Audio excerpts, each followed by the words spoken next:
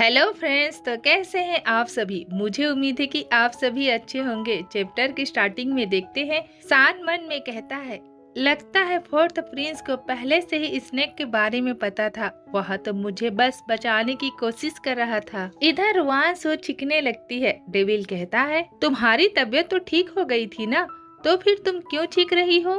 रुआंसो confuse होकर कहती है, मैं नहीं जानती हूँ, लेकिन हमें तो पता है ना कि सान उसे याद कर रहा है। नेक्स्ट सीन में वह उस चोट पर दवा लगा रही होती है। डेविल कहता है, रुआन जियोली, मैं सच में तुम्हें एडमायर करता हूँ। तुमने उस समय इतनी भयानक चोट को अनकही बात में बदल दिया।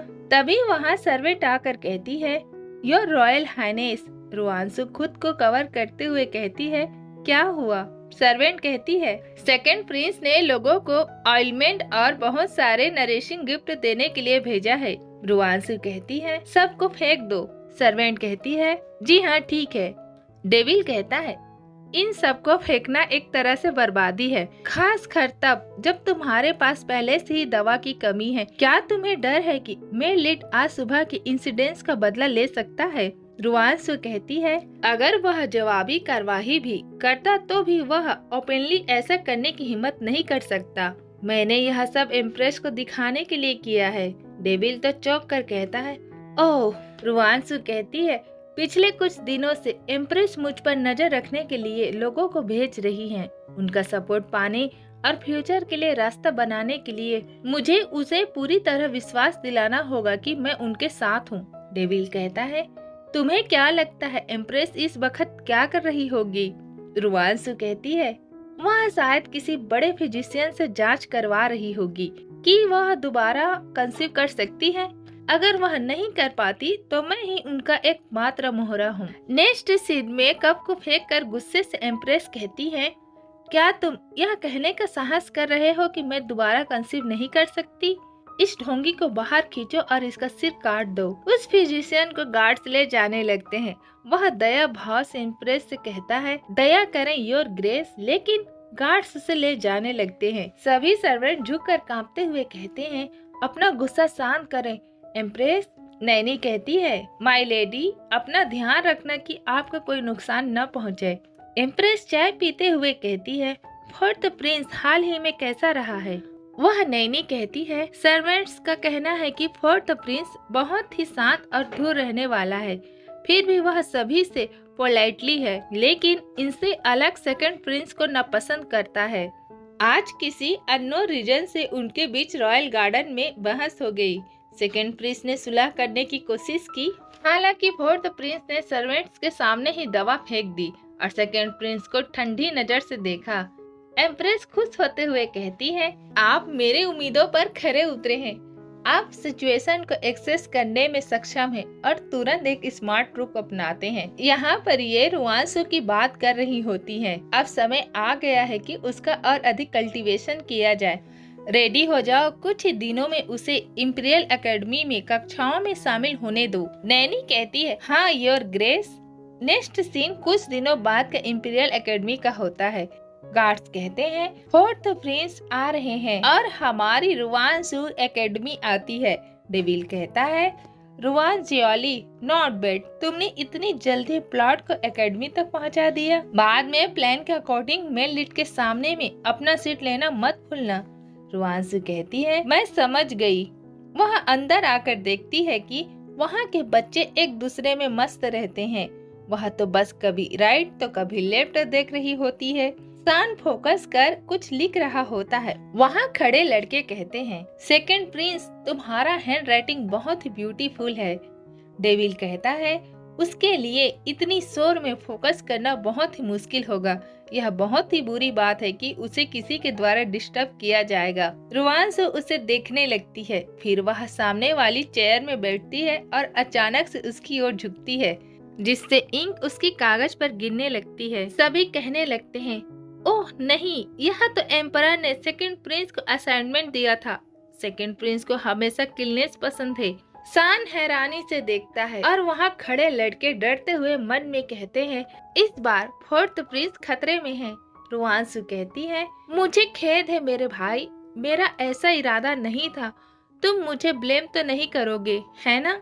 सान याद करता है। सर्वेंट कहता है, सेकंड प्रिंस, फोर्थ प्रिंस के पास आपने जो चीजें भेजी थी ना, उन सबको उसने फेंक दिया। वह कुछ नहीं कहता और मन में कहता है, क्या यह आदमी वाकई जानबूझकर ऐसा नहीं कर रहा है, या फिर वह अभी भी रॉयल गार्डन की इंसिडेंट से नाराज है। रहने भी दो, वह कहता है, मैं अगली बार अच्छा बिहेव करूँगा।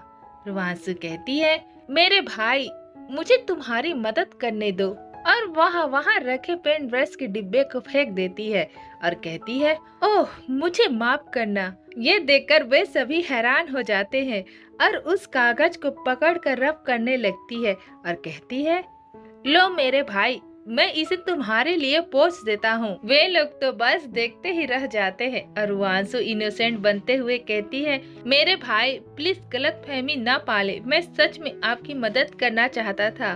सान रुआंसू को घूरने लगता है और वहाँ खड़े लड़के सान को देखने लगते हैं। फिर तो सान गुस्से से रुआंसू के पास जाकर कहता है, मेरे भाई। ये देखकर वे लड़के शॉक होकर मन में कहते हैं, खत्म।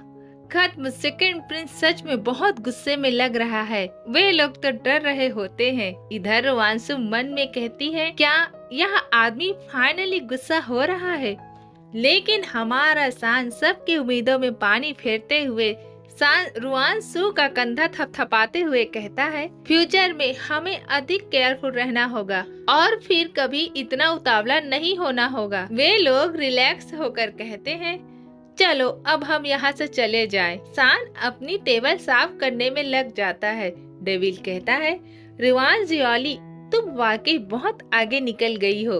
लेकिन अनएक्सपेक्टेडली मेरे लीड निंजा कछुआ निकला। रुआंसू कुछ नहीं कहती और कुछ देर में उनके बेल बज जाती है।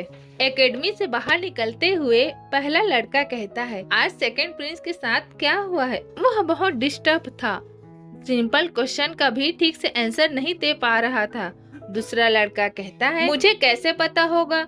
लेकिन यह सरप्राइजिंग है कि फोर्थ प्रिंस ने अपने पहले दिन इतना अच्छा परफॉर्मेंस किया और हर क्वेश्चन का बेधड़क आंसर दिया। पहला लड़का कहता है ना, लेकिन मुझे हमेशा ऐसा लगता है कि फोर्थ प्रिंस सेकंड प्रिंस को निशाना बना रहा है। एक और लड़का दौड़ते हुए कहता है, अरे मेरा इंतजार करो ना।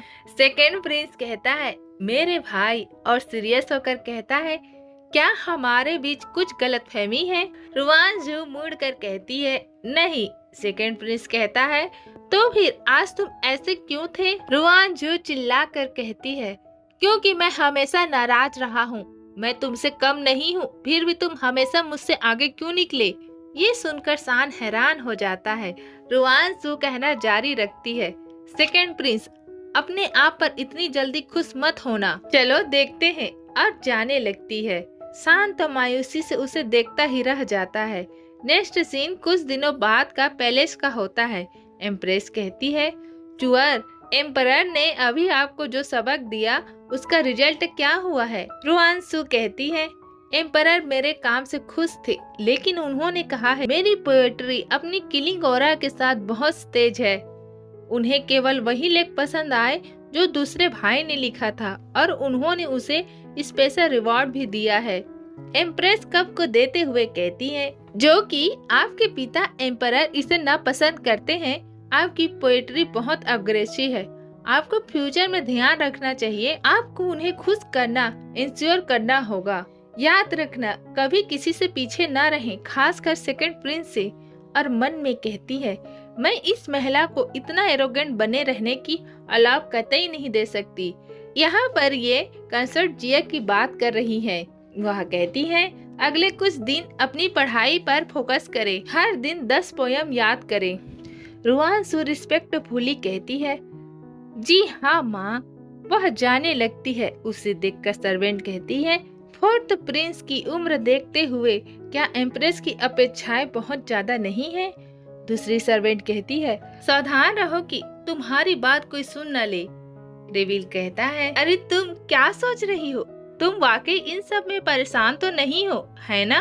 रुआंसू कहती है, मैं बस यही सोच रही हूँ कि इन दिनों मैंने रुआंसान को काफी परेशान किया है और फिर भी वह मेरे लिए कोई दुर्भावना नहीं रखता। सच में उससे निपटना मेरी इमेजिन से कहीं अधिक कठिन साबित हो रहा है। ऐसा लगता है कि अब कुछ रणनीतियां अपनाने का समय आ गया है। और इसी के साथ इस चैप्टर को खत्म करते हैं। नेक्स्ट चैप्टर में देखेंगे कि रुआंशु ये क्या कर रही है। अगर आपको यह चैप्टर अच्छा लगा हो तो लाइक कमेंट जरूर करें और मेरे चैनल को सब्सक्राइब करना ना भूलें। फिर मिलते हैं नेक्स्ट वीडियो में। Bye bye friends.